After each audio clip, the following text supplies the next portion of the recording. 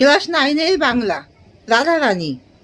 তোমরা সবাই মন দিয়ে শোনো আর লেখো, আর সবাই লাইক অ্যান্ড সাবস্ক্রাইবটা দিয়ে দাও।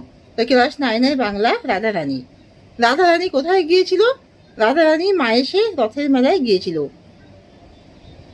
বিধবা হাইকোর্টে হারিল। এখানে কোন মামলার কথা বলা হয়েছে? জাতিসংঘের সম্পত্তি নিয়ে রাধারানীর মায়ের যে মামলা হয়েছিল, এখানে সেই মামলার কথাই বলা হয়েছে। হাইকোর্টে মামলায় হেরে যাওয়ার ফলে রাধারানীদের কি অবস্থা হয়েছিল? হাইকোর্টে মামলায় হেরে যাওয়ার ফলে ডিক্রি জারি করে রাধারানীদের বসত বাড়ি থেকে উচ্ছেদ করা হয়েছিল।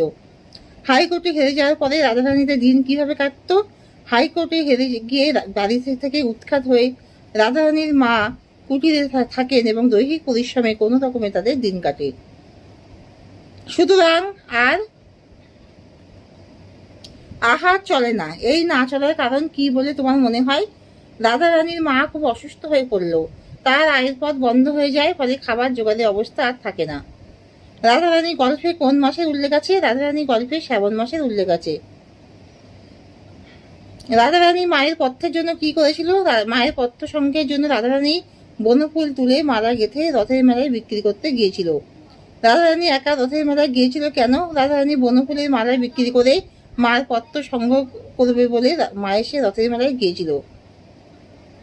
রথের হাট শীঘ্র ভাঙিয়া গেল কেন? রথের হাট প্রবল বৃষ্টির কারণে শীঘ্র ভেঙে গিয়েছিল। মালা কেউ কিনিল না। মালা না কেনার কারণ কি ছিল? রথের দড়ির টান অর্ধেক হতে না হতেই প্রবল বৃষ্টিতে মেলা ভেঙে গেলে মালা কেনার লোক থাকে না। এক্ষণে উচ্চস্বরে কাঁদিল। কোন সময় কথা বলা হয়েছে? অন্ধকারে বাড়ি ফেরার সময় কোনো একজন রাধারানীর ঘাড়ের উপরে পড়ায় রাধারানী উচ্চস্বরে কেঁদে ওঠে। রাধারানী রোদন বন্ধ করিয়া বলিল। রাধারানী কি বলেছিল? রাধারানী কান্না বন্ধ করে বলেছিল সে দুঃখী লোকের মেয়ে এবং তার মা ছাড়া কেউ নেই। রাধারানী বড় বালিকা। কিভাবে এই ধারণা হয়েছিল? পথিক প্রথমে রাধারানীর গলার আওয়াজ এবং পরে তার হাতের ছোঁয়ায় বুঝতে পারেন রাধারানী খুবই ছোট একটি মেয়ে। রাধারানীকে বয়স জিজ্ঞাসা করে সে কত বলেছিল?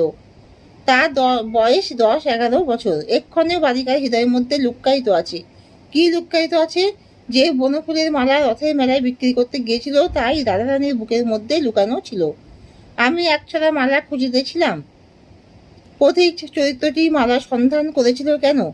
পথিক চরিত্রটি তার গৃহ দেবতাকে পড়ানোর জন্যই মালার সন্ধান করেছিল।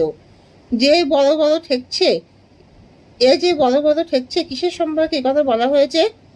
রাধারানীকে মালার দাম হিসেবে পথিক 4 পয়সা দিলে তা অন্ধকারে তার কাছে অনেক বড় বলে মনে হয়।